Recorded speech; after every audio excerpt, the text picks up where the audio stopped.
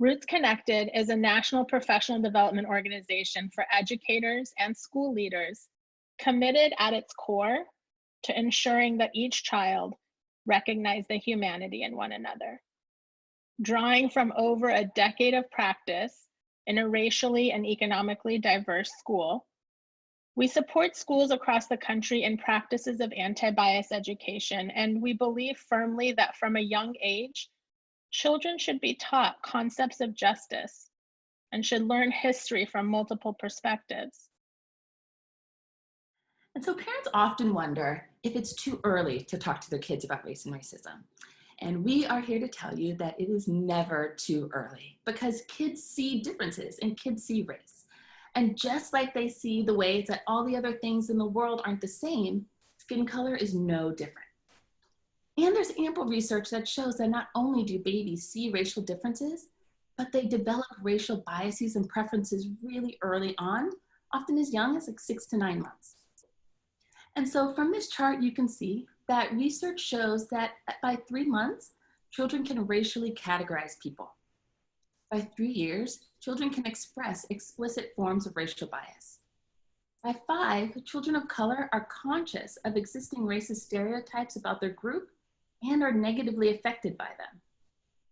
And by 8, white kids learn that it is socially unacceptable to express explicit forms of racial bias and instead exhibit an increase in implicit forms of prejudice. And so what's just really important about this chart is both how early children's racial biases develop and also just how early their awareness of the impact of these biases develop as well. So I find this visual really helpful as it shows how hate can evolve. Often we're looking at the very top of the pyramid, and that's where we focus because that's what we see. But when we look at the top of the pyramid, it can be really hard for us to think about how we can achieve change or where we can even start if that's our sole focus. Because we see heinous acts of hate like genocide, murder, assault in the media and all around us, and we can begin to feel pretty helpless. And it's easy for us to personally disengage at that point when we feel helpless. And it's easy for us to not really have to confront our own possible complicitness within systemic racism if we start at the top of the pyramid.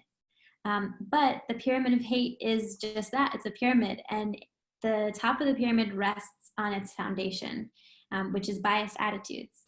And that's made up of our everyday thoughts and actions.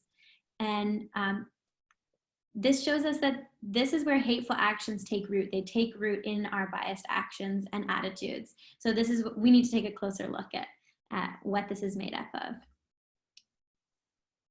So this is what's actually in the locus of our control. This is where we really need to sit, as uncomfortable as it may be, and start to undo our biases. And as we work towards undoing them, we're also modeling that for our kids. So as parents, there's lots of things that you're trying to instill in your children, whether it's wanting to share or working hard, working together with other kids. And the way that they learn those things is really from you showing them examples of it and modeling it for them. So it's no different with undoing our biased attitudes. Our children need to see how we do it and how we model it for them. I could tell you as a kindergarten teacher, these kids come into my classroom already filled with so many messages from their outside world of their own race and others. I firmly believe that we can talk about any topic with children in an age-appropriate way. And conversations about race and racism need to be open and honest ones and really offer a full picture of history and experiences. And as Susan shared before, as parents, we really want to protect our kids from all the bad things that are in the world, but there are times when we must explain things to them that are painful or unfair. And as this comic illustrates, kids can tell when adults aren't being honest with them. And if we want kids to come to us with questions, we've got to give them honest answers, right? So establish yourself as someone that they can go to with questions.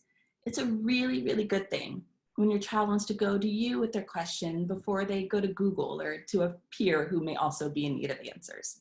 It's important that we also do our own work alongside our kids. We can think of this as a parallel process. Like how would you know if something that your kid said is problematic?